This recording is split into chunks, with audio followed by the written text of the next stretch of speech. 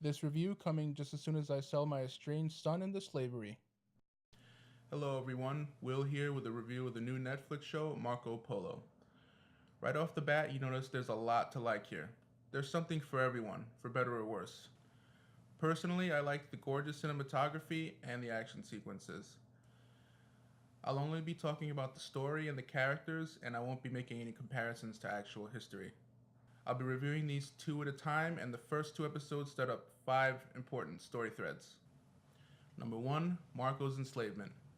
I had a problem with the way they glossed over all the father-son stuff, because they also glossed over our reason to care about Marco's dilemma. Remember, Marco only stowed away on this trip because he wanted to get to know his adventurer father. So when he's given to the Khan, he doesn't just lose his freedom, he also loses his connection to his father. They also gloss over the reason why he's given to the Khan in the first place. The Polo brothers were traveling merchants, and this was not Niccolo's first trip to Mongolia. On his first trip, he was given several requests by the Khan. Remember that priest that got spooked and ran back to the ship? Christian priests were one of the Khan's requests. So imagine you've just traveled about 3 years and almost 4,000 miles, dodging blizzards, sandstorms, marauders, and sandstorms with marauders in them, and you're about to be banished for showing up empty-handed. Lucky the Khan took a shine to your kid. Otherwise, you probably don't make it back to Venice alive. Just saying. Giving Marco to the Khan helps him get the right to trade along the Silk Road. Why is it important? In a nutshell, the Silk Road was kind of like the Route 66 of the Far East at the time. More importantly, it was the Amazon.com of its day, which is to say anything that was traded in the Far East back then could be found there, and most of it runs through Khan's empire. Having the right to send goods back to Europe along the Silk Road sets Niccolo up to be a very wealthy man. Number 2, the Khan takes a shine to Marco. Before Marco met his father, he was a merchant in Venice. To make a living as a merchant, you have to be able to describe things in flattering ways, even when it's a hard sell. So Marco's ability to make the desert sound like a place he might actually want to visit highlights his wit and attention to detail. Also, Marco is naive and honest to a fault. So if you're the Khan, keeping this kid close gives you the ability to see your empire from an outsider's perspective. More importantly, you don't have to worry about him putting spin on that perspective to suit his purposes. Looking around his court, there doesn't seem to be a whole lot of people who can give him that. This plays a big part in another story arc. Number 3, the Khan is playing for all the marbles. Like, literally all the marbles. The Khan believes his destiny is to rule everything under the blue sky. He wants the whole world to bow before him, even the Pope. This is one of the reasons he wanted those priests. One day he'll turn his attention to Europe, and to conquer your enemy, you have to know everything about them. For now, though, his attention is on the city of Changyang. It's implied that the city is all that's standing in the way of his conquest of China. This was explained in one super long, exposition-heavy scene. If you were paying attention, you got a lot of information in that scene.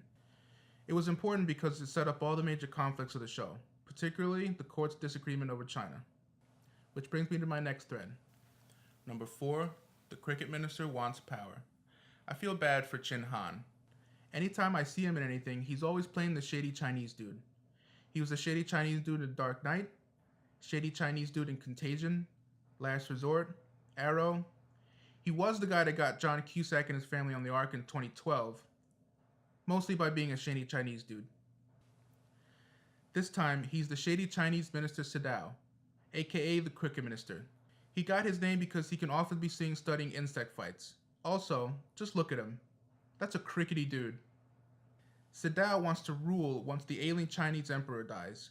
To facilitate that, he tries to curry favor with other ministers in the army. His instrument in both cases is Mei Lin, his sister, and one of the emperor's favorite wives. This leads to the second best fight scene in both episodes. I'll just call it the naked fight. It was pretty awesome. I really like this character. She's willing to sell her body, but only on her own terms. The Blue Princess pales in comparison. I'm looking forward to seeing what happens to Mei Lin once she gets to Mongolia. The look on Sadao's face when he saw the child emperor was priceless. That is one crickety dude. Number 5, the Khan is not universally loved. If you look around the Khan's court, particularly the sections with his ministers and his generals, you'll notice that not everyone there is Mongolian. He's very inclusive to foreigners.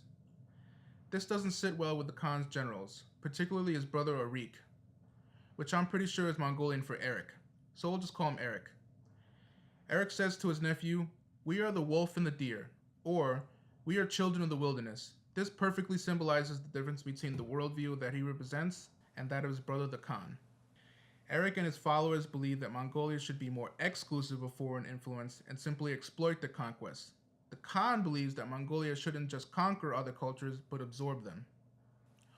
All this conflict and resentment comes to a head in their fight. It wasn't just a fight between brothers. It was a fight between progress and tradition. People will always follow strength. By beheading his brother, the Khan sends a strong signal that dissent will not be tolerated. You either follow me, or you end up like this guy. Seriously, could he have walked off like any more of a boss? Juxtapose this image with that of a guy like the cricket minister. No one's gonna be laughing at the Khan behind his back. Shout out to the guy who made the Khan's armor. That guy's worth every penny. One note before I go. 100 Eyes really bugged me. This is the type of character that tends to divide people's opinion. You either love him or hate him. Personally, I love the character, but hate how he fits on the show. Like his answer to Marco's question about whether or not he was a privileged guest. Also, he knew where to look for Marco's saddlebag and supplies, but he had to feel around for the gold coin when he hit the floor? I don't know about that. This show gets a lot of unfair comparisons to Game of Thrones. Other than the scale of the production, I don't see how it compares. Game of Thrones knew exactly what it was from the get-go, whereas this show seems more like a grab bag of mixed archetypes and cliches. I leave you now with the power rankings. If you disagreed with anything I said, leave a comment below. We'll pick up the threads next video.